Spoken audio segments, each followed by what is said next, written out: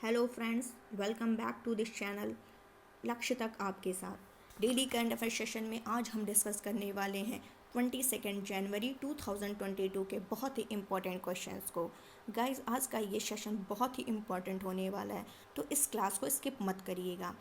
और ये जो क्या सेशन है, इस सेशन में हम लोग क्या करने वाले हैं, आज है सैटरडे, तो सैटरडे को हम लोग स्पेशल टॉपिक डिस्कस करते हैं। और वो आज का स्पेशल टॉपिक जो होगा उसका नाम है फंडामेंटल ड्यूटीज़। तो करंट सेशन के डिस्कशन के बाद हम लोग क्या डिस्कस करेंगे, फंडामेंटल ड्यूटीज़। तो आज का सेशन बहुत ही इंपॉर्टेंट होने वाला है, फिर से यही लाइन मैं कह रही हूँ। तो आप लोग पेपर और पेन लेकर के बैठ जाइए, अपना उसमें नोट करते रहिए। और सेशन स्टार्ट करने से पहले आप लोग सेशन को क्या करिए, शेयर कर दीजिए, ताकि जिस तक मतलब और लोगों को भी इसकी क्या हो, इसका बेनिफिट मिल सके। तो चलिए आज का हम लोग सेशन बिना लेट के स्टार्ट करते हैं। और पहला क्वेश्चन आज का देखते हैं कि पहला क्वेश्चन क्या कह रहा है। पहला क्वेश्चन है एशिया का सबसे पहला और देश का पहला एशिया का सबसे बड़ा और देश का पहला कचरे से बना बायो सीएनजी संयंत्र कहाँ शुरू किया जाएगा। क्या कह रहा है क्वेश्चन, एशिया का सबसे बड़ा और देश का पहला कचरे से बना बायो सीएनजी संयंत्र कहाँ शुरू किया जाएगा। तो एमपी के इंदौर जिले में। कहाँ पर, मध्य प्रदेश के इंदौर जिले में। जो क्या होगा, एशिया का सबसे बड़ा और देश का पहला कचरे से बायो सीएनजी गैस बनाने वाला प्लांट तैयार किया जाएगा। और ये जो है, ये प्लांट जो है यहाँ से पर डे 18,000 किलोग्राम सीएनजी तैयार होगी। 18,000 किलोग्राम सीएनजी तैयार होगी पर डे, प्रतिदिन। और 100 टन मतलब 100 टन जो है यहाँ से क्या होगा, कंपोस्ट खाद बनाई जा सकेगी। कंपोस्ट खाद बनाई जा सकेगी। और ये जो तैयार होगा, इससे बनने वाली जो गैस होगी, इससे क्या किया जाएगा, शहर की बसों को चलाया जाएगा। नगर निगम के वाहन भी इसी गैस से चलाए जाने की योजना बनाई गई है। और ये जो ये एक मिनट यहाँ लिख दे रहे हैं, ये जो प्लांट है, ये प्लांट जो है देवगुराडिया,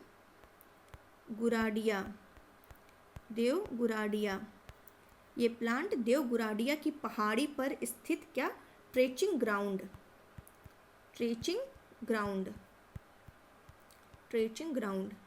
ये प्लांट देवगुराडिया की पहाड़ी पर स्थित ट्रेचिंग ग्राउंड पर स्थित है। और जैसा कि मैंने बताया कि इस गैस का उपयोग क्या किया जाएगा, नगर की सिटी बसों में और दूसरे छोटे वाहनों के लिए वाहन ईंधन के रूप में इसका उपयोग किया जाने वाला है। और इससे और जो कंपोस्ट खाद होगा, उसका उपयोग क्या है, किसके लिए किया जाएगा, किसानों के खेत जो होंगे उनकी उर्वरक क्षमता को क्या करने के लिए, बढ़ाने के लिए, उसकी उर्वरक क्षमता को बढ़ाने के लिए इसका यूज़ किया जाने वाला है।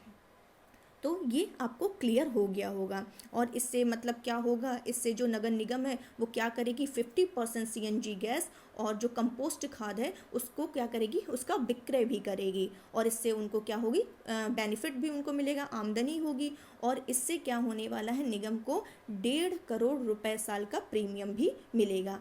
तो ये एक बहुत ही बेनिफिट वाला है। क्या है, एशिया का सबसे बड़ा। तो ये इंपॉर्टेंट क्वेश्चन है, ये आप लोग देख लीजिएगा। नेक्स्ट क्वेश्चन देख लेते हैं, ये भी इंपॉर्टेंट क्वेश्चन है।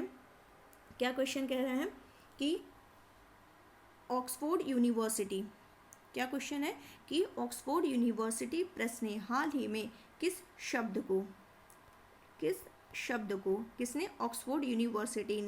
ऑक्सफोर्ड यूनिवर्सिटी प्रेस ने हाल ही में किस शब्द को 2021 के लिए चिल्ड्रन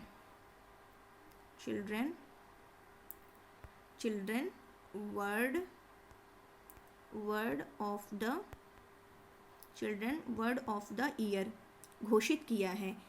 क्या क्वेश्चन है, ऑक्सफोर्ड यूनिवर्सिटी प्रेस ने हाल ही में किस शब्द को 2021 के लिए children word of the year घोषित किया है। तो कौन से शब्द को, चिंता, जिसको क्या बोलते हैं, एंजाइटी। ओके, क्लियर हो गया होगा। और ये चलिए, ये तो इम्पोर्टेंट है, ये भी देख लीजिए। और कुछ फैक्ट बता दे रहे हैं इसी से रिलेटेड कि ऑक्सफोर्ड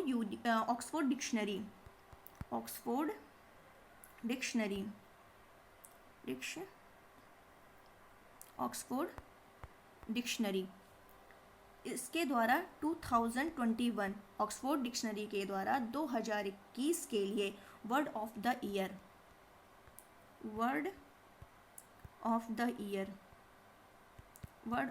ईयर किस शब्द को घोषित किया गया था? तो किस शब्द को घोषित किया गया था word of the year word Oxford dictionary के द्वारा 2021 का? वैक्स। ठीक है, इंपॉर्टेंट है ये लाइन भी। और 2020 के लिए हिंदी शब्द ऑक्सफोर्ड डिक्शनरी के द्वारा 2020 का हिंदी शब्द ऑक्सफोर्ड डिक्शनरी द्वारा 2020 का हिंदी शब्द किसे घोषित किया गया था? किस वर्ड को? आत्मनिर्भरता। ये भी इम्पोर्टेंट, आत्मनिर्भरता। तो सभी याद रखिए, कोई क्वेश्चन पूछ ले तो आपको तैयार रहना चाहिए। चलते हैं नेक्स्ट क्वेश्चन पर। नेक्स्ट क्वेश्चन हमारा क्या कह रहा है ये देख लेते हैं। ध्यान से देखिए, बहुत ही इम्पोर्टेंट क्वेश्चन है सारे आज के। तो पहला क्वेश्चन, ये 3rd नंबर का क्वेश्चन क्या कह रहा है कि इसको पहले मैं नोट कर दूं, TOI 2180 लास्ट में क्या है? B, small b। TOI 2180 B क्या है जो चर्चा में इस समय है? तो ये क्या है? एक विशाल गैसीय ग्रह है। क्या है ये? एक विशाल गैसीय ग्रह है। ध्यान से देख लीजिए, क्या है? TOI 2180 B। तो ये क्या है? ये विशाल गैसीय ग्रह है। ये किसके समान है? बृहस्पति के समान। किसके समान है? बृहस्पति के समान। और ये पृथ्वी से 105 गुना सघन है। पृथ्वी से 105 गुना सघन है। किससे? पृथ्वी से। और देख लेते हैं, ये क्लियर हो गया होगा, इसको इरेज कर रहे हैं। नेक्स्ट देखते हैं। और इसको खोजा किसके द्वारा गया है? नासा के द्वारा। नासा ने इसकी खोज की है। क्लियर। और बात करें तो ये जो है TOI, ये क्या करता है? ये अपने तारे की जो परिक्रमा करता है, तारे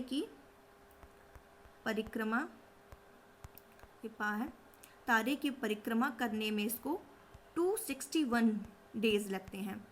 इस ग्रह को, ये जो ग्रह है, इस ग्रह को अपने तारे की परिक्रमा करने के लिए 261 दिन लगते हैं। और इसके जो सतह का टेम्परेचर है, तापमान है, वो 76 डिग्री सेल्सियस है। इसकी सतह का तापमान क्या है? 76 डिग्री सेल्सियस। और ये केवल पृथ्वी से ही सघन नहीं है, बल्कि बृहस्पति से भी क्या है? सघन है। ये क्या है? बृहस्पति से भी सघन है। ये जो ग्रह है केवल पृथ्वी से ही सघन नहीं है, बल्कि किससे? बृहस्पति से भी सघन है। और ये ग्रह जो है, ये किससे बना है? तो ये हीलियम और हाइड्रोजन से बना है। किससे बना है? हीलियम और हाइड्रोजन से बना है। क्लियर हो गया होगा। और इस ग्रह के जो छल्ले, इस ग्रह के क्या है? छल्ले और क्या है? चंद्रमा है। इस ग्रह के छल्ले और चंद्रमा भी हैं। ये क्लियर हो गया होगा। अगर इस विशाल गैसीय ग्रह की बात करें, बाह्य ग्रह है, तो ये क्या है? मैंने बताया अभी को कि बृहस्पति के समान है। तो हमारे सौरमंडल की, अगर सौरमंडल की बात करें तो बृहस्पति, नेपच्यून, यूरेनस और शनि, क्या क्या मैंने बोला? फिर से बता रहे हैं, बृहस्पति, नेपच्यून, यूरेनस, शनि, ये सब क्या है? गैसीय ग्रह हैं। ये सब क्या है? गैसीय ग्रह हैं। और अभी मैंने क्या बताया कि ये ग्रह भी, जिसकी खोज नासा के द्वारा की गई, ये भी क्या है? गैसीय ग्रह है। क्लियर। तो यूरेनस और नेपच्यून को, अगर यूरेनस की बात करें और नेपच्यून की बात करें, तो उनको उनके भारी अस्थिर पदार्थ के लिए विशाल बर्फीले ग्रह के रूप में बांटा गया है। क्या मैंने बोला कि यूरेनस और नेपच्यून को उनके भारी, ठीक है, भारी अस्थिर पदार्थों के लिए विशाल बर्फीले ग्रह के रूप में वर्गीकृत किया गया है। और ये जो ग्रह है, ये जो गैस का विशालकाय ग्रह है, विशाल ग्रह है, ये हाइड्रोजन और हीलियम से बना है, ये मैंने बता दिया। और इन ग्रहों के पास कोई ठोस पदार्थ नहीं होता है, इन ग्रहों के पास कोई ठोस पदार्थ नहीं होता है। और इसकी खोज, इस विशाल ग्रह की खोज किसने की है? टॉम ये लिखा है, ठीक है, टॉम जैकब्स। किसने लिखा है? लिखा नहीं है, किसने खोजा है? टॉम जैकब्स ने। और नासा के इन्होंने क्या किया? नासा टेलीस्कोप की मदद से इस बाह्य ग्रह की खोज की है। क्या है? बाह्य ग्रह है। तो इस बाह्य ग्रह की खोज टॉम जैकब्स ने नासा टेलीस्कोप की मदद से इन्होंने खोजा है। और जो टॉम जैकब्स हैं, इन्होंने इस ग्रह की खोज के लिए टेस की मदद का इस्तेमाल किया है। टेस की, किसके मदद से इन्होंने ये खोजा? टेस। अब ये टेस क्या है ये भी जानना जरूरी है। तो इसका अर्थ होता है एक मिनट लिख दे रहे हैं, TRANSITIONANG, ट्रांजिशनिंग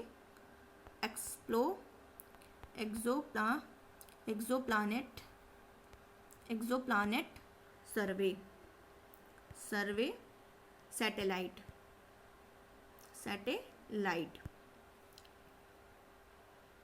क्लियर हो गया होगा?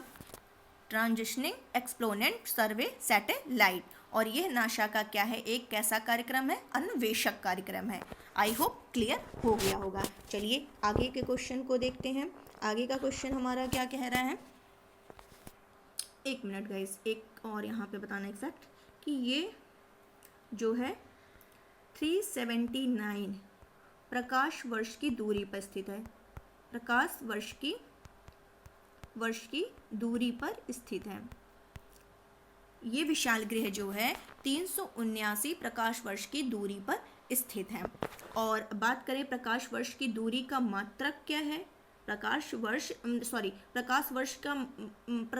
किसका मात्रक है? तो दूरी का मात्रक। क्वेश्चन भी पूछता है कि प्रकाश वर्ष किसका मात्रक है? दूरी का मात्रक है। और अगर पूछ ले कि दूरी का सबसे बड़ा मात्रक कौन सा है? पार्सेक है।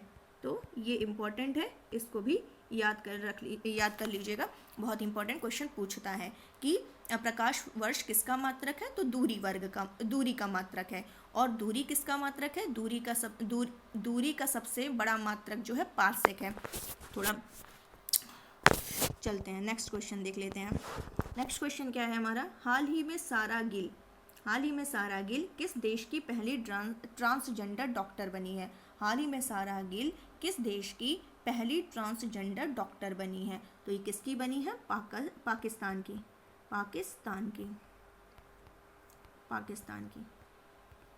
बाकी इसमें बहुत ज़्यादा डीप जाने की जरूरत नहीं है, इतना आप फैक्ट के रूप में जानिए। और अगर बात करें कि ट्रांसजेंडर यूनिवर्सिटी कहाँ स्थापित की गई है, ये भी पूछता है क्वेश्चन। ट्रांसजेंडर यूनिवर्सिटी की बात करें तो ये कहाँ पर स्थापित किया गया है?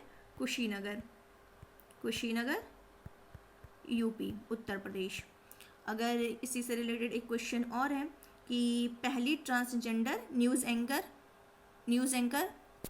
पहली ट्रांसजेंडर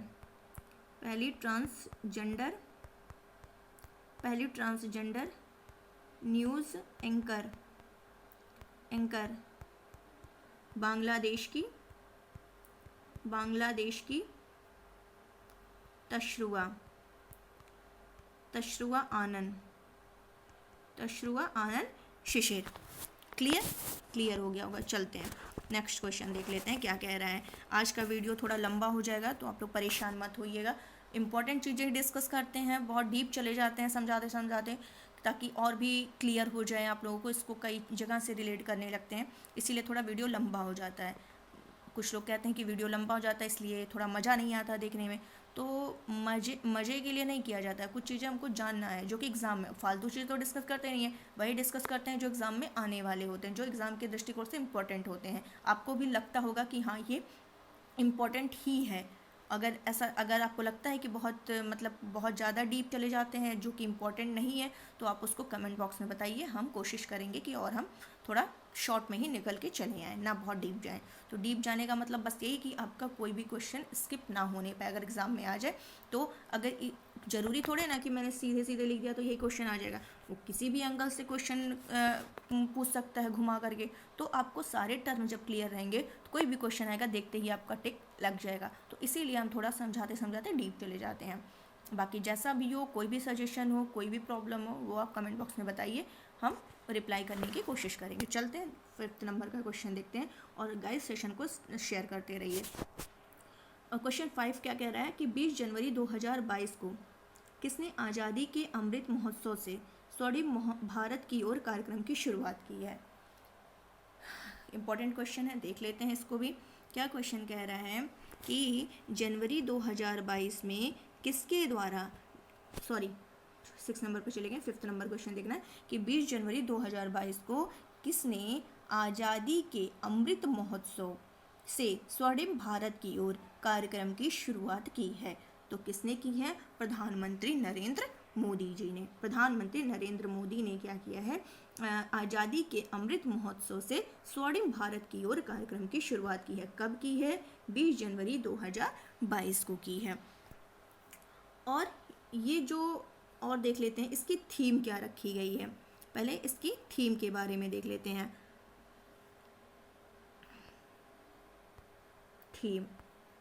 थीम है मेरा भारत, मेरा भारत, मेरा भारत स्वस्थ भारत, मेरा भारत स्वस्थ भारत। और इसमें थोड़ा डीप चलते हैं, समझ लेते हैं कि कहीं से भी क्वेश्चन कहीं भी घुमा कर आए, हम लोग का स्किप ना होने पाए। तो चलते हैं। ये जो इस कार्यक्रम को, इस महोत्सव को स्टार्ट किसने किया है? ब्रह्म कुमारी संस्था। ये ब्रह्म कुमारी संस्था से स्टार्ट किया गया है। ये कार्यक्रम कहाँ से स्टार्ट हुआ है? थोड़ा गलत हो जा रहा है। ब्रह्म कुमारी, अभी आपको ये लग रहा होगा कि ये क्या है, अभी हम डिटेल में बताते हैं, थोड़ा बस पेशेंस रखिए। यह ब्रह्म कुमारी द्वारा समर्पित आज़ादी के अमृत महोत्सव का वार्षिक उत्सव का प्रतीक है। तो ये ब्रह्म कुमारी संस्था के द्वारा, क्या मैंने बोला? ब्रह्म कुमारी संस्था के द्वारा ये आज़ादी की 75वीं वर्षगांठ का यह संस्था का प्रतीक है। क्लियर हो गया होगा। और इसके तहत ये जो अमृत महोत्सव है, इस पहल के तहत क्या किया जाएगा? 15,000 कार्यक्रम, 15,000 कार्यक्रम और 30 अभियान आयोजित किए जाएंगे। क्लियर। और इसके तहत और भी है, बस बोल दे रहे हैं, आप लोग सुन लीजिए, दिमाग में घुस जाए, ताकि मत नोट करिएगा, लेकिन सुन लीजिए कि इसके दौरान क्या हुआ। इस कार्यक्रम के दौरान एक गीत समर्पित किया जाएगा, किसके द्वारा? जो ग्रैमी पुरस्कार विजेता है रिकी रेज। क्या नाम है उनका? रिकी रेज के द्वारा, ये ग्रैमी पुरस्कार विजेता, इनके द्वारा एक गीत प्रस्तुत किया जाएगा। और इसमें क्या किया जाएगा? जो मेन लाइन बोलने जा रहे हैं, इंपॉर्टेंट है कि यहाँ ये जो कार्यक्रम होगा वो कहाँ आयोजित किया जाएगा? तो अस्पतालों और मेडिकल कॉलेजों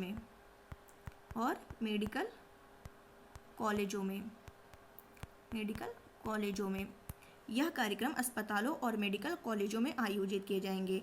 और किस पर ये इसका फोकस रहेगा? इस कार्यक्रम का फोकस होगा कल्याण, आध्यात्मिकता और किस पर होगा? पोषण। कल्याण, आध्यात्मिकता और पोषण पर ध्यान केंद्रित करेगा। कौन सा कार्यक्रम? यही कार्यक्रम जो क्या है? आज़ादी के अमृत महोत्सव से स्वर्णिम भारत की ओर जो कार्यक्रम है, इसका फोकस क्या होगा? कल्याण, आध्यात्मिकता और पोषण पर ध्यान केंद्रित करेगा। और इसमें शिविर भी लगाए जाएंगे, जिसमें डॉक्टर के लिए सम्मेलन, कैंसर जांच, चिकित्सा से शिविर, तो ये सारे शिविर यहाँ पे लगाए जाएंगे। और इसमें क्या है कि इस कार्यक्रम के दौरान 7 पहल का शुभारंभ किया गया है। इस कार्यक्रम के दौरान तहत क्या है? 7 पहल का शुभारंभ किया गया है। 7 पहल कौन कौन से, जैसे कि मेरा भारत स्वस्थ भारत के तहत हरित पहल, पहला पहल क्या मैंने बताया, मेरा भारत स्वस्थ भारत के तहत हरित पहल। दूसरा क्या है, आत्मनिर्भर भारत के तहत आत्मनिर्भर किसान पहल। क्लियर, दूसरा फिर से बोल रहे हैं कि आत्मनिर्भर भारत के तहत आत्मनिर्भर किसान पहल। तीसरी क्या है, महिलाएं भारत की ध्वजवाहक, तीसरा मैंने क्या बताया, महिलाएं भारत की ध्वजवाहक। फोर्थ पहल क्या है, अनदेखा भारत पर एक साइकिल रैली, क्या बताया मैंने, अनदेखा भारत पर एक साइकिल रैली। नेक्स्ट कौन सी पहल है, एकजुट भारत पर मोटर बाइक अभियान, एकजुट भारत पर मोटर बाइक अभियान। नेक्स्ट क्या है, स्वच्छ भारत अभियान के तहत पहल, स्वच्छ भारत अभियान के तहत पहल। और लास्ट कौन सी पहल है, ब्रह्म कुमारी।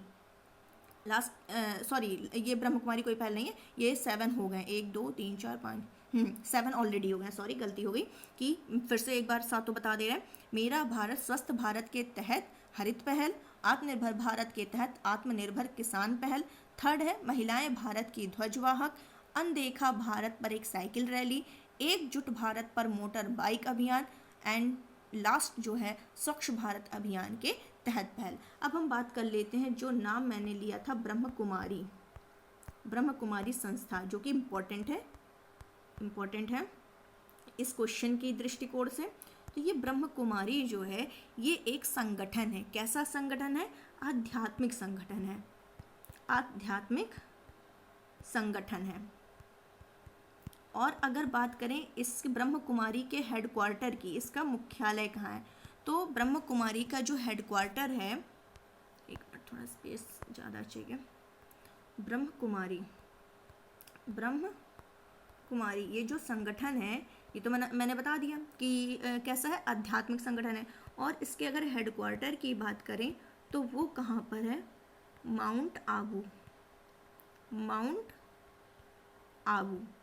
अब माउंट आबू कहाँ है, ये दिमाग में क्वेश्चन आ रहा होगा, तो माउंट आबू जो है वो राजस्थान में है, ठीक है। तो माउंट आबू के सिरोही में, ये जो इसका हेडक्वार्टर है माउंट आबू के सिरोही में स्थित है। क्लियर हो गया होगा। और इसकी स्थापना की बात करें कि स्थापना कब हुई थी, 1937 में, 1937 में। और ये संगठन अब जो है 130 से अधिक देशों में फैल चुका है, 130 से अधिक देशों में ये संगठन, ब्रह्मकुमारी संगठन फैल चुका है।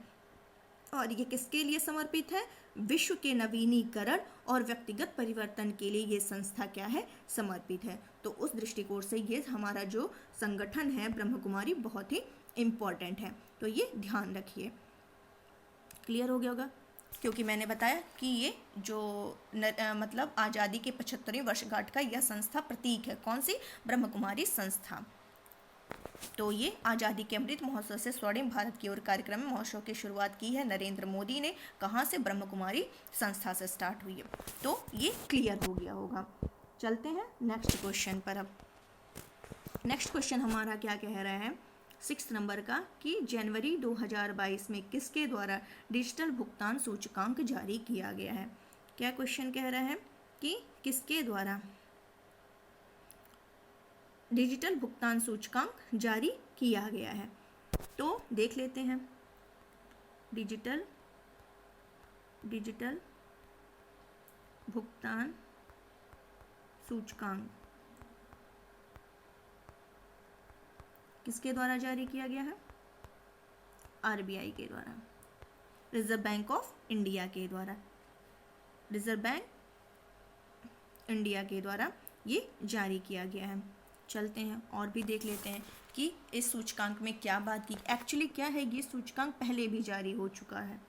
ये सूचकांक पहली बार जब जारी हुआ था, कब जारी हुआ था, पहली बार जारी ये कब हुआ था, मार्च 2021 में, मार्च 2021 में। तो ये जो सूचकांक है ये पुनः जारी किया गया है, पुनः जारी किया गया है। तो इसमें ये मतलब निकल करके आया कि देश में जो डिजिटल भुगतान हुआ उसमें मार्च 2021 की तुलना में, मार्च 2021 की तुलना में सितंबर 2021, क्या मैंने बोला कि मार्च 2021 की तुलना में सितंबर 2021 में इस डिजिटल भुगतान में कितनी बढ़ोतरी देखने को मिली है?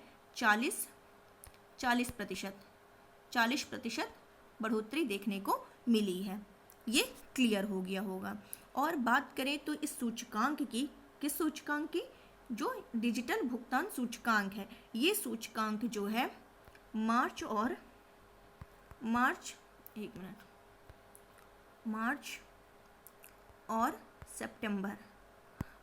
सितंबर मंथ में ये जारी किया जाता है। इंपॉर्टेंट है, बहुत इंपॉर्टेंट, ठीक है।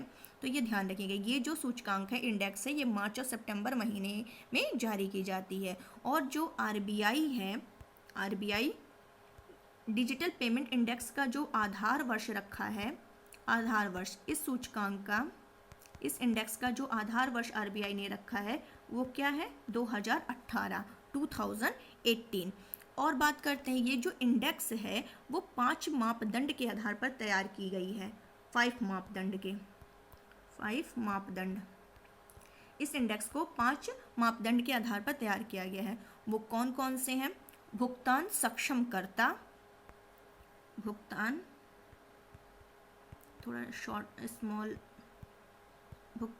सक्षम करता। दूसरा क्या है? उपभोक्ता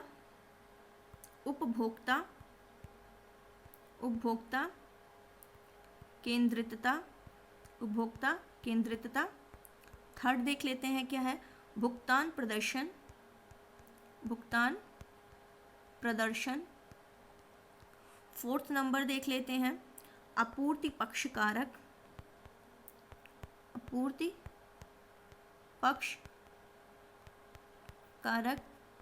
और लास्ट मापदंड क्या है? मांग पक्षकारक।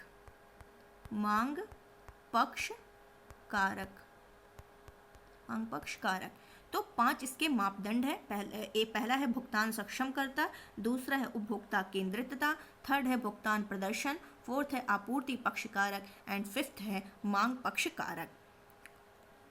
ये जो सूचकांक है डिजिटल भुगतान सूचकांक, ये क्या है कि अर्धवार्षिक आधार पर प्रकाशित किया जाता है। अर्धवार्षिक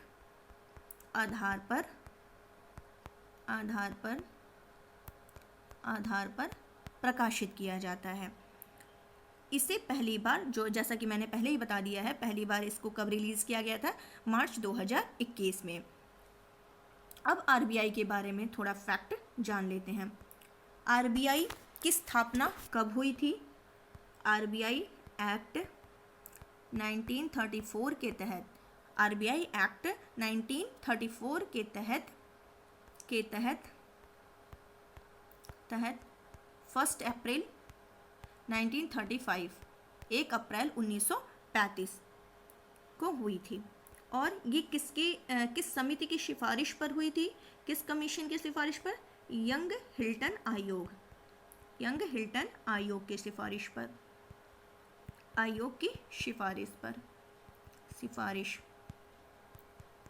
सिफारिश पर। ये क्लियर हो गया होगा। अगर आरबीआई के प्रथम गवर्नर की बात करें कि पहले गवर्नर कौन थे, प्रथम गवर्नर, तो ओसबोर्न स्मिथ थे। ओसबोर्न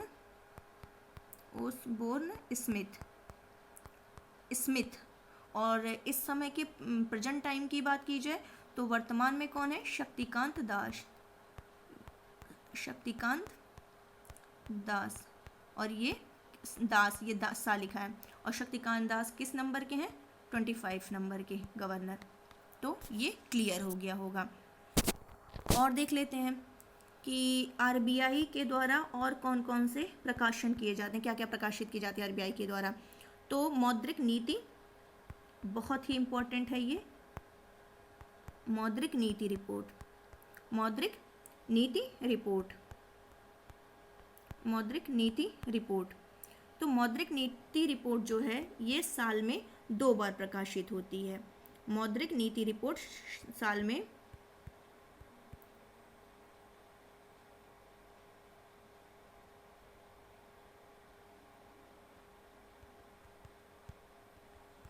ये हो गया। वित्तीय स्थिरता रिपोर्ट वित्तीय स्थिरता रिपोर्ट की बात करें, वित्तीय स्थिरता रिपोर्ट, वित्तीय स्थिरता रिपोर्ट ये साल में 2 बार प्रकाशित होती है ये भी। और क्या, उपभोक्ता विश्वास सर्वेक्षण साल में 4 बार प्रकाशित करती है, आरबीआई के द्वारा ही प्रकाशित होती है। विदेशी मुद्रा भंडार पर रिपोर्ट भी आरबीआई के द्वारा प्रकाशित होती है, ये भी वर्ष में 2 बार होती है। एक मौद्रिक नीति समिति होती है, क्या होती है? मौद्रिक नीति समिति, मौद्रिक नीति समिति। ये किसके लिए ये होती है मौद्रिक नीति समिति? पहले तो ये देख लेते हैं इसका अध्यक्ष कौन होता है। तो आरबीआई गवर्नर, आरबीआई गवर्नर इसका क्या होता है? अध्यक्ष होता है। और ये मौद्रिक नीति समिति जो होती है मुद्रास्फीति पर नियंत्रण के लिए, मुद्रास्फीति, मुद्रास्फीति महंगाई पर नियंत्रण रखने के लिए इस मौद्रिक नीति समिति का गठन किया गया था। और इसके गवर्नर जो होते हैं, इसके जो अध्यक्ष होते हैं आरबीआई गवर्नर होते हैं। तो ये क्लियर हो गया। और मौद्रिक नीति समिति जो अपना रिपोर्ट जारी करती है मतलब ये 6 बार जारी करती है। 6 बार का मतलब है कि एक साल में हर 2 माह पे ये रिपोर्ट जारी होती है मौद्रिक नीति समिति द्वारा। क्लियर हो गया होगा। चलते हैं नेक्स्ट क्वेश्चन पर। हमारा नेक्स्ट क्वेश्चन क्या कहता है देख लेते हैं। चर्चा में रही अमर जवान ज्योति कहाँ स्थित है? क्या क्वेश्चन कह रहा है कि चर्चा में रही अमर जवान ज्योति कहाँ स्थित है? तो कहाँ स्थित है ये तो सबको पता होगा कहाँ स्थित है, क्योंकि अभी बहुत न्यूज़ में ये चल रहा है, तो क्लियर होगा। तो ये है दिल्ली, ठीक है, दिल्ली में। एक्चुअली क्या हुआ था, एक मिनट आपको हम दिखा दें, देखते हैं, एक मिनट। ये देखिए न्यूज़ में बहुत ही, अब इसके बारे में डिस्कस करते हैं।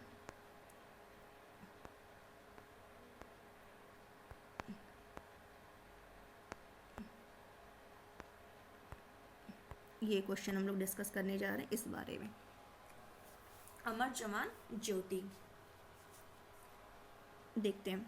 ये जो मतलब कि अभी चर्चा में चल रही है, इसमें क्या है कि अमर जवान ज्योति का उद्घाटन, ये अमर जवान आपको दिख रहा होगा। तो यहाँ पर क्या था, अब क्या किया गया है कि इस यहाँ पर जो लौ जलती थी अमर जवान ज्योति की, इसका विलय किस में कर दिया गया है? इसका विलय राष्ट्रीय युद्ध स्मारक में। ये दिल्ली के अमर जवान ज्योति जो है ये दिल्ली के इंडिया गेट पर स्थित है, दिल्ली के इंडिया गेट पर स्थित है। यहाँ पर क्या है, 50 सालों से लौ जल रही थी। अब इसको क्या किया गया, डिसीजन लिया गया कि क्या किया जाएगा कि अमर जवान ज्योति का विलय राष्ट्रीय युद्ध स्मारक में कर दिया गया, ये डिसीजन लिया गया। तो इसकी कहानी, इसके पीछे एक्चुअली क्या हुआ था कि 1971 में क्या हुआ था कि पाकिस्तान के खिलाफ जो युद्ध हुआ था उसमें जो शहीद हो गए थे, इस युद्ध में शहीद होने वाले करीब आंकड़े तो क्लियर नहीं है मुझे अच्छे से, 3843 समथिंग ऐसे ही भारतीय जवान क्या थे, शहीद हो गए थे।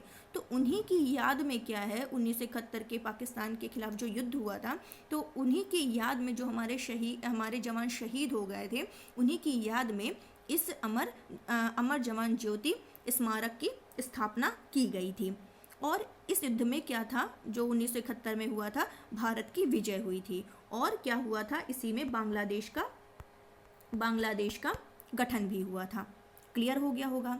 और इस स्मारक का गठन उस समय जो प्रधानमंत्री थी, क्या नाम था उनका, इंदिरा गांधी ने क्या किया था, 26 जनवरी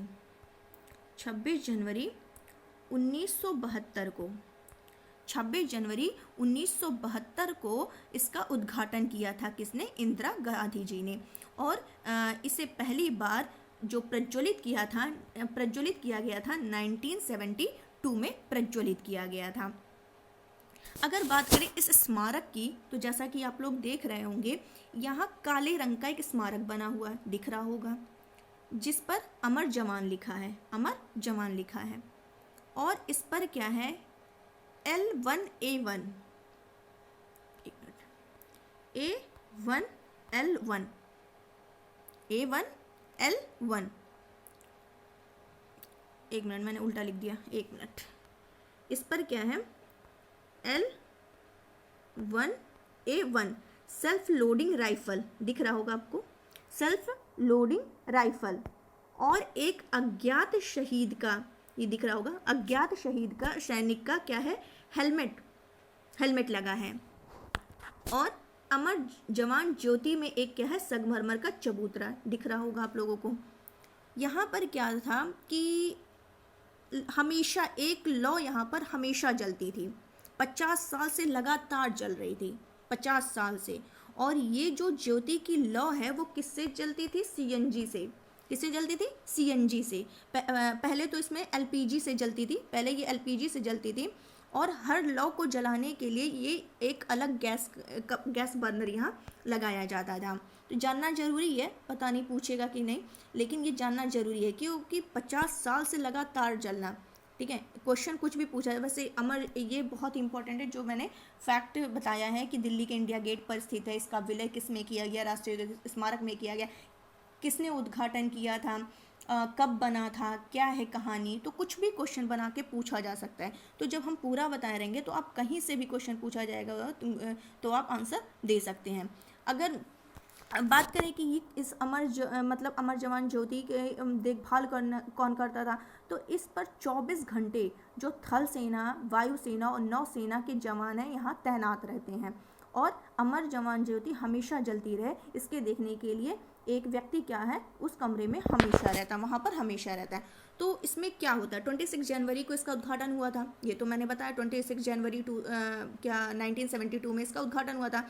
तो उसी के बाद से ही हर साल एवरी ईयर 26 जनवरी को, यानी कि गणतंत्र दिवस परेड जब होता है, उससे पहले ही जो प्रधानमंत्री हैं वो राष्ट्रपति और थल सेना, जल और वायु सेना के प्रमुख अमर जवान ज्योति पर शहीदों को क्या करते हैं? श्रद्धांजलि अर्पित करते हैं। तो ये क्लियर हो गया होगा। अगर बात करें नेशनल वार मेमोरियल की बात करें तो इसको मतलब जो देश के लिए जान गंवाने वाले सैनिक हैं उनकी याद में 2019 में 2019 में नई दिल्ली में ही इंडिया गेट के करीब में ही स्थापित किया गया था। क्या बोला मैंने? कि राष्ट्रीय युद्ध स्मारक जो है उसको कब स्थापित किया गया था, क्यों किया गया था? तो देश के लिए जो जान गंवाने वाले सैनिक थे उन्हीं की याद में 2019 में इसका उद्घाटन किया गया था। और अगर बात करें इंडिया गेट की, इंडिया गेट हम आपको दिखाते हैं, 1 मिनट होगा, ये देखिए इंडिया गेट। तो अगर बात करें इंडिया गेट की, तो इंडिया गेट का निर्माण किसने किया था? तो ब्रिटिश हुकूमत ने प्रथम विश्व युद्ध के दौरान किया था।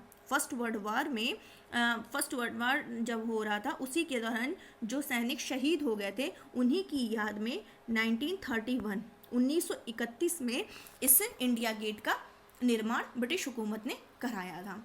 ये क्लियर हो गया होगा। और जो राष्ट्रीय युद्ध स्मारक है उसमें राष्ट्रीय युद्ध संग्रहालय भी स्थित है। क्लियर हो गया होगा। अगर बात करें कि जो विलय किया गया है, इस समारोह की अध्यक्षता किसके द्वारा की गई है? तो उस समारोह की अध्यक्षता किसके द्वारा की गई है? अध्यक्षता एयर मार्शल बलभद्र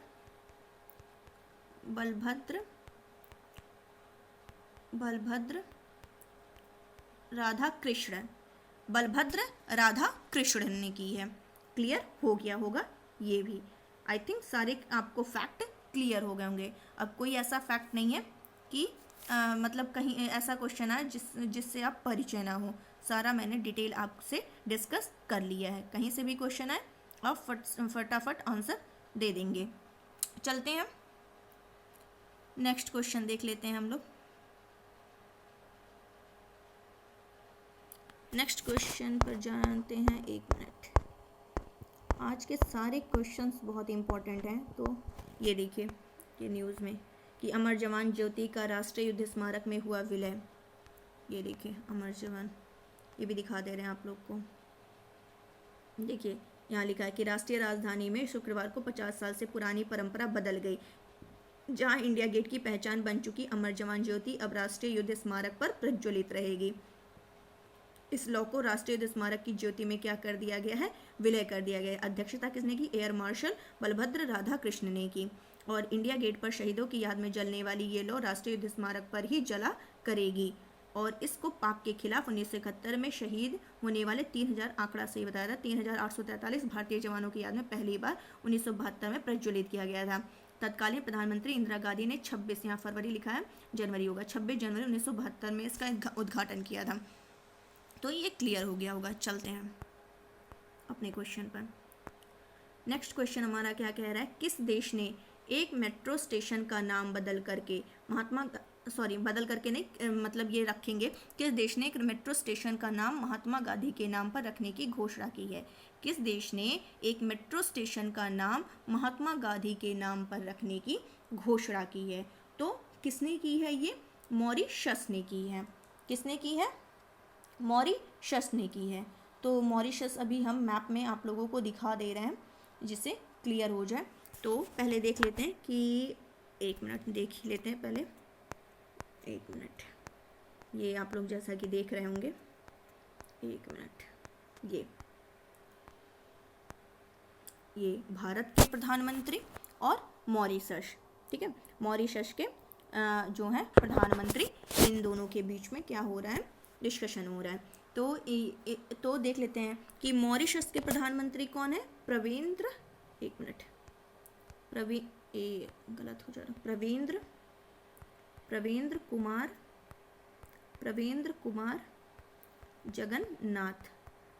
कुमार जगन्नाथ। तो इन्होंने, मतलब ये मॉरिशस, इन्होंने क्या किया, महात्मा गांधी के नाम पर एक मेट्रो स्टेशन नाम रखने की घोषणा की है। और बात करें कि यहाँ पर इन्होंने, मतलब प्रधानमंत्री नरेंद्र मोदी ने और मॉरिशस के प्रधानमंत्री प्रवींद्र कुमार जगन्नाथ ने, इन्होंने संयुक्त रूप से मॉरिशस में एक प्रोजेक्ट का भी उद्घाटन किया।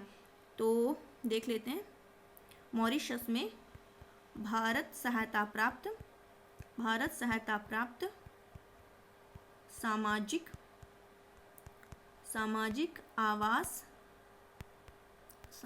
आवास, ये आवास लिखा है, क्लियर हो रहा होगा, क्लियर नहीं हो रहा होगा बट बोल दे रहे हैं, 1 मिनट। सामाजिक आवास, अब क्लियर होगा। सामाजिक आवास इकाई परियोजना। तो नरेंद्र मोदी और मॉरिशस के पीएम जो हैं, उन्होंने संयुक्त रूप से मॉरिशस में भारत सहायता प्राप्त सामाजिक आवास इकाई परियोजना का उद्घाटन किया। और इसी अवसर पर उन्होंने 2 अन्य प्रोजेक्ट भी लॉन्च किए हैं। और ये भी पता होगा कि नरेंद्र मोदी जी ने इसमें मतलब कहा उन्होंने कि मॉरिशस ऐसा पहला देश था जिसे इन्होंने किसके तहत, वैक्सीन मैत्री के तहत, वैक्सीन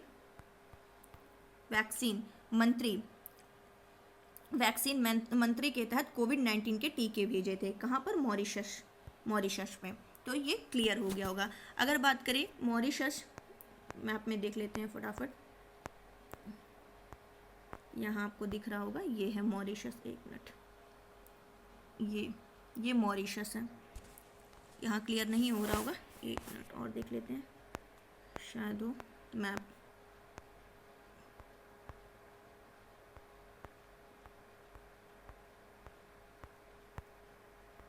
ये है, यहाँ क्लियर हो रहा होगा आप लोग को। ये यहाँ भी नहीं क्लियर हो रहा होगा तो एक और है यहाँ, ये देखिए, ये मॉरिशस, ये मेडागास्कर, यहाँ मॉरिशस, ये क्लियर हो रहा होगा। तो मॉरिशस की बात करें तो मॉरिशस की राजधानी क्या है? Port Louis. Port Louis, Port Louis. और मॉरिशस जो है ये अफ्रीका महाद्वीप में स्थित है। अफ्रीका महाद्वीप में, अफ्रीका महाद्वीप में स्थित है। ये क्लियर हो गया होगा। और अगर बात करें कि ये विश्व हिंदी सचिवालय, विश्व हिंदी सचिवालय कहाँ है? मॉरिशस में ही है। विश्व हिंदी सचिवालय कहाँ है? मॉरिशस में है। तो यहाँ से रिलेटेड जो भी फैक्ट इंपॉर्टेंट थे मैंने बता दिया है। चलिए नेक्स्ट क्वेश्चन पर अपने चलते हैं। आज वीडियो बहुत लंबा हो रहा है, लेकिन फिर हम थोड़ा शॉर्ट में कोशिश करने वाले हैं कि जल्दी जल्दी ख़त्म कर दें। नेक्स्ट क्वेश्चन क्या है? जनवरी 2022 में मॉर्निंग कंसल्ट पॉलिटिकल इंटेलिजेंस, सारे इंपॉर्टेंट हैं, क्या करें, बहुत डीप चले जा रहे हैं। जनवरी 2022 में मॉर्निंग कंसल्ट पॉलिटिकल इंटेलिजेंस द्वारा कराए गए एक सर्वे के अनुसार टॉप अप्रूवल रेटिंग में कौन शीर्ष पर है? तो हमारे देश के प्रधानमंत्री नरेंद्र मोदी, हमारे देश के प्रधानमंत्री नरेंद्र मोदी जो हैं ये टॉप पर हैं 71% रेटिंग के, उससे ये क्या है? नंबर 1 पर है। तो नंबर 1 पर है। तो और लोगों की बात कर ले रहे हैं कि अगर नंबर 1 पर है तो नंबर 2, 3 इस पर कौन है? तो देख लेते हैं। इसके बाद लिस्ट पर मैक्सिकन राष्ट्रपति हैं। मैक्सिकन, एक मिनट,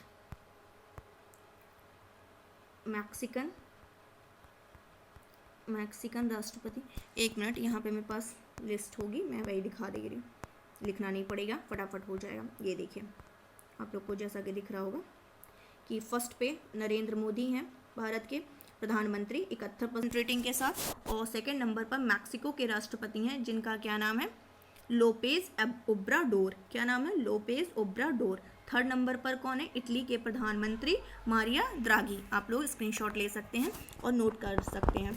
और जापान के प्रधानमंत्री जो है 4th नंबर पर है, जिनका नाम क्या? Fumio Kishida. ये तो कई बार हम बता चुके हैं जापान के प्राइम मिनिस्टर के बारे में।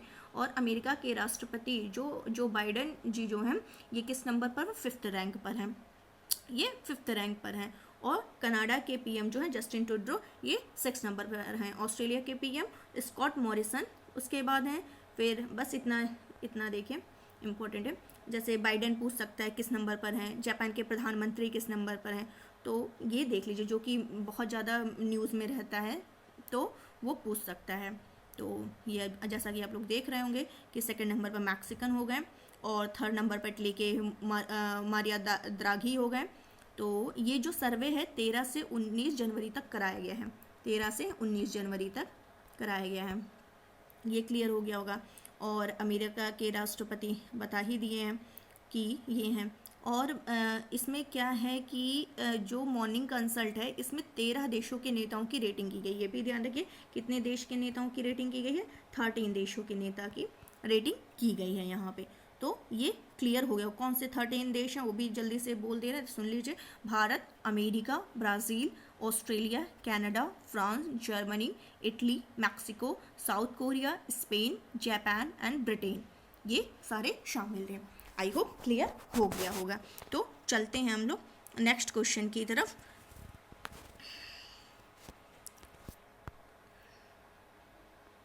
एक मिनट, नेक्स्ट क्वेश्चन हमारा क्या कह रहा है कि किस राज्य ने हाल ही में 100 वर्षों की पुरानी चिंतामणि पद्म नाटकम पर प्रतिबंध लगा दिया है? किस राज्य ने हाल ही में 100 वर्षों पुरानी चिंतामणि पद्य नाटकम पर प्रतिबंध लगा दिया है? तो किस राज्य ने? आंध्र प्रदेश राज्य के द्वारा क्या किया गया है? इस पर प्रतिबंध लगा दिया गया है। क्यों लगा दिया गया है वो भी देख लेते हैं। पहले तो ये देख लेते हैं कि ये नाटक, नाम से थोड़ा लग रहा होगा कि ये नाटक मतलब किस में है? तो तेलुगु नाटक है। कैसा नाटक है ये? तेलुगु। तो ध्यान रखिएगा ये नाटक कैसा है? तेलुगु नाटक। क्लियर? और ये इसके जो लेखक हैं, अगर इसके लेखक की बात करें तो लेखक कौन है वो देख लेते हैं।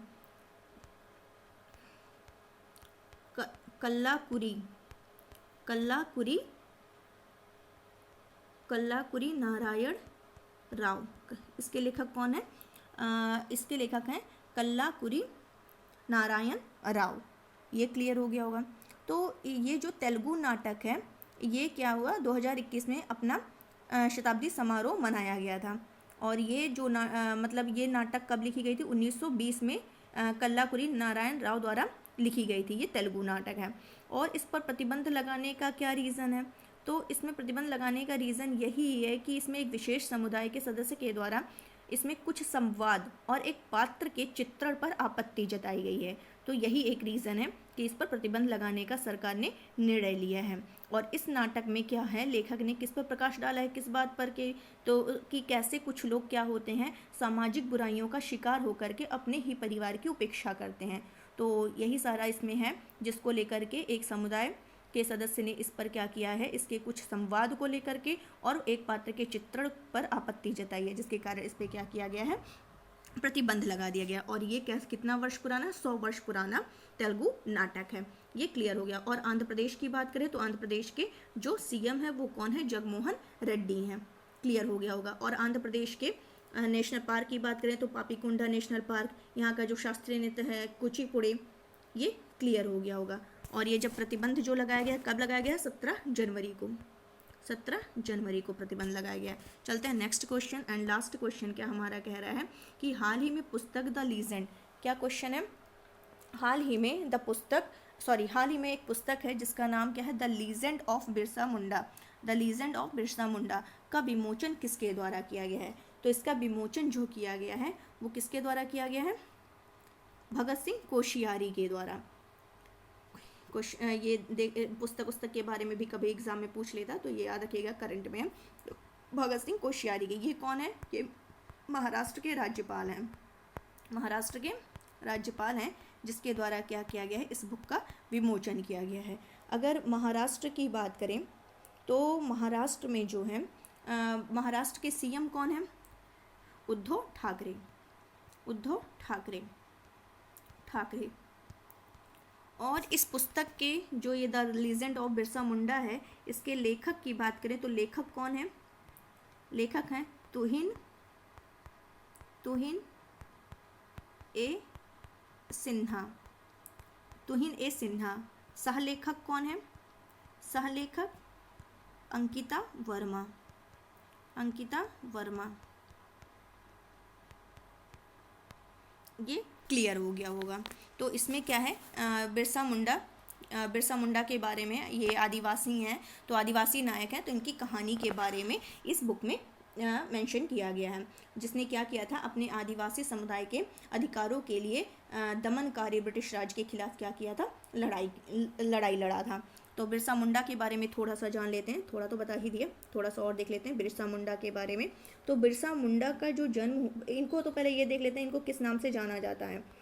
धरती आबा। हिस्ट्री के पॉइंट ऑफ व्यू से बता रहे कि धरती आबा मतलब पृथ्वी के पिता। धरती आबा का मतलब क्या होता है? पृथ्वी के पिता। तो इनको धरती आबा, पृथ्वी के पिता के नाम से भी जाना जाता है। अगर इनके जन्म की बात करें, इनका जन्म हुआ था 15 नवंबर 1875। 15 नवंबर 1875। ये 15 नवंबर बहुत ही इम्पोर्टेंट है। क्यों इम्पोर्टेंट है? 15 नवंबर को इनकी जयंती मनाई जाती है। और इनकी जयंती को अब किस दिवस के रूप में मनाया जाएगा? अभी हाल ही में ये घोषणा की गई थी, 15 नवंबर के दिन ही घोषणा की गई थी कि अब इनकी जयंती को किस दिवस के रूप में मनाया जाएगा? तो जनजातीय गौरव दिवस के रूप में। जनजातीय गौरव दिवस 15 नवंबर को जनजातीय गौरव दिवस के रूप में अब मनाया जाएगा। तो ये फैक्ट भी क्लियर हो गया होगा। और बात करें इनका जन्म, तो मतलब ये कहाँ के थे? तो जन्म तो मैंने बता दिया 15 नवंबर 1875 को। और ये छोटा नागपुर पठार क्षेत्र में मुंडा जनजाति के थे। क्लियर हो गया होगा ये भी। अगर बात करें तो जो बिरसा मुंडा थे, इन्होंने बिरसैत संप्रदाय शुरू किया था। कौन सा संप्रदाय? बिरसैत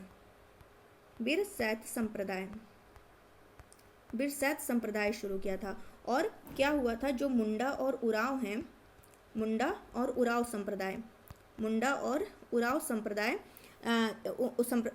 उराव समुदाय के सदस्य भी क्या किए? इस संप्रदाय में जाकर के शामिल हो जाते हैं।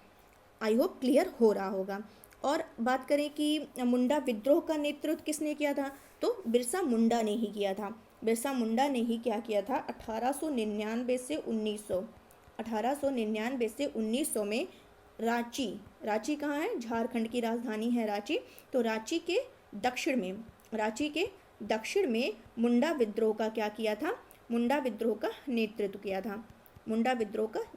था। इंपॉर्टेंट क्वेश्चन है, जो सबसे महत्वपूर्ण आदिवासी आंदोलन में से एक है। तो मुंडा विद्रोह इन्होंने क्यों मतलब विद्रोह किया था, क्या रीज़न था उसका, तो इसका रीज़न था अंग्रेजों की भूमि नीतियाँ जो उनकी क्या थी, पारंपरिक भूमि व्यवस्था को क्या कर रही थी, नष्ट कर रही थी, और हिंदू जमींदार और साहूकार क्या कर रहे थे, उनकी भूमि पर कब्जा कर लिए थे।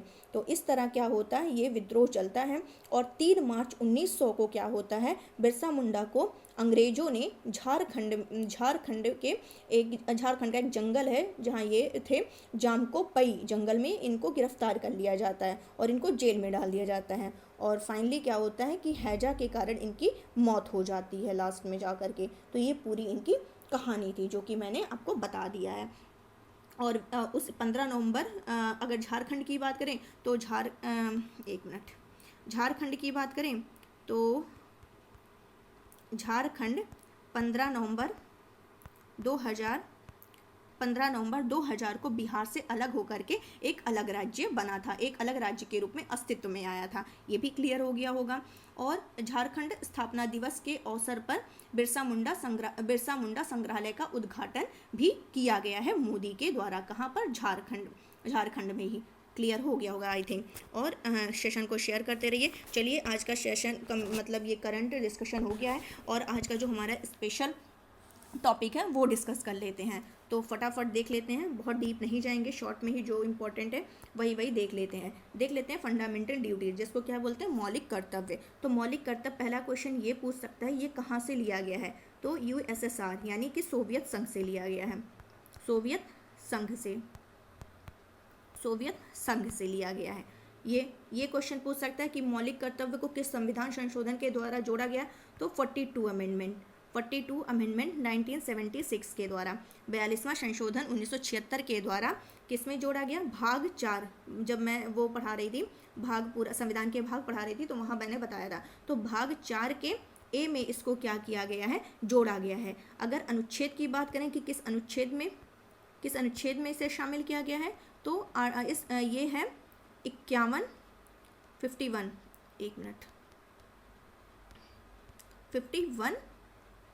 51 ए के तहत इसको शामिल किया गया है मौलिक कर्तव्य को। ये क्लियर हो गया होगा इतना। तो 42वें संशोधन 1976 के तहत इसमें जो आर्टिकल जोड़ा गया था, जो मतलब मौलिक कर्तव्य जोड़े गए थे, कितने मौलिक कर्तव्य थे स्टार्टिंग में, 10 मौलिक कर्तव्य थे, लेकिन अभी जो है मौलिक कर्तव्य कितने हैं, टोटल है 11।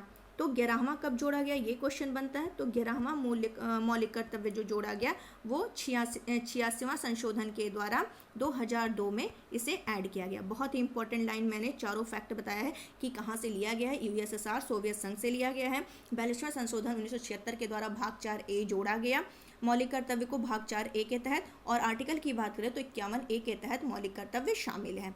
ये क्लियर हो गया होगा। ये तब 10 कर्तव्य थे। 11वां कर्तव्य जो है 86 संविधान संशोधन के द्वारा 2002 में 11वां मौलिक कर्तव्य जोड़ा जाता है। अब हम लोग लाइन से एक एक करके देख लेते हैं।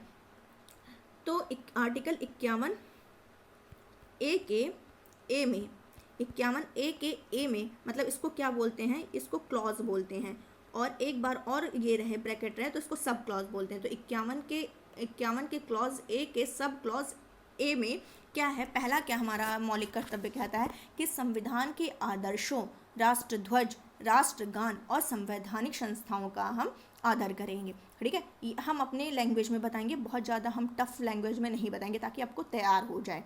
तो इसको ध्यान से सुनिए और माइंड में सेट करते रहिए। पहला हमारा फंडामेंटल ड्यूटी क्या कहता है, संविधान के आदर्शों और जो हमारा राष्ट्रध्वज है, राष्ट्रगान है और संवैधानिक संस्थाओं का क्या करेंगे, आदर करेंगे। बी वाला अब बी क्या कहता है, बी यानी कि दूसरा हमारा मौलिक कर्तव्य क्या है, स्वाधीनता आंदोलन के आदर्शों का हम क्या करेंगे, आदर करेंगे। सी क्या कहता है, सी मतलब तीसरा फंडामेंटल ड्यूटी, भारत की संप्रभुता, एकता और अखंडता की रक्षा। भारत की संप्रभुता हम लिख नहीं रहे हैं क्योंकि बहुत ज़्यादा वीडियो मतलब लंबा हो जाएगा, वीडियो लंबा, तो ज़रूरत नहीं है, हम उसको 2 बार बोल दे रहे हैं, आप लोग लिखते जाइए, उसको लर्न करते जाइए, तैयार हो जाएगा।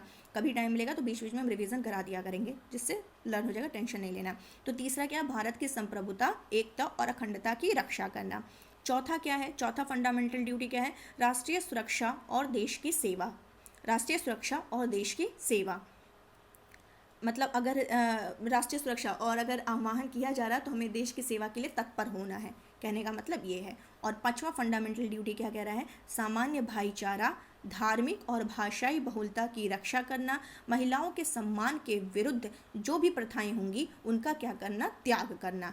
क्या मैंने बोला, सामान्य भाईचारा, धार्मिक भाषाई बहुलता की रक्षा, महिलाओं के सम्मान के विरुद्ध प्रथाओं का जो भी होगा वो प्रथा उसका त्याग करना। नेक्स्ट क्या है फंडामेंटल ड्यूटी, छठे नंबर का, समेकित संस्कृतियों का क्या करना, विकास करना। क्या है, समेकित संस्कृतियों का विकास करना। सातवां क्या है हमारा फंडामेंटल ड्यूटी, प्राकृतिक पर्यावरण की रक्षा करना। किसकी रक्षा करना, प्राकृतिक पर्यावरण की रक्षा करना। नेक्स्ट क्या है 8वें नंबर का, वैज्ञानिक मनोवृत्ति और मानववादी दृष्टिकोण का विकास करना। क्या, किसका विकास करना, वैज्ञानिक मनोवृत्ति और मानववादी दृष्टिकोण का क्या करना, विकास करना। नेक्स्ट क्या है 9वें नंबर का, सामूहिक संपत्ति की रक्षा करना। किसकी रक्षा करना, सामूहिक संपत्ति की रक्षा करना। 10 नंबर का फंडामेंटल ड्यूटी क्या है, व्यक्तिगत और सामूहिक क्षेत्र में श्रेष्ठता का विकास करना। व्यक्तिगत और सामूहिक क्षेत्र में श्रेष्ठता का विकास करना। लास्ट 11वें नंबर का जो 86 संशोधन के द्वारा जोड़ा गया है 2002 में, वो क्या है कि हर अभिभावक का यह कर्तव्य होगा कि वो अपने 6 से 14 साल के बच्चों को स्कूल भेजेंगे। किसका अधिकार होगा, किसका कर्तव्य होगा, अधिकार नहीं, किसका कर्तव्य होगा, अभिभावकों का। जो बच्चे हैं उनके अभिभावकों का यह कर्तव्य होगा कि 6 से 14 साल तक के जो बच्चे हैं उनको क्या करें, स्कूल भेजें।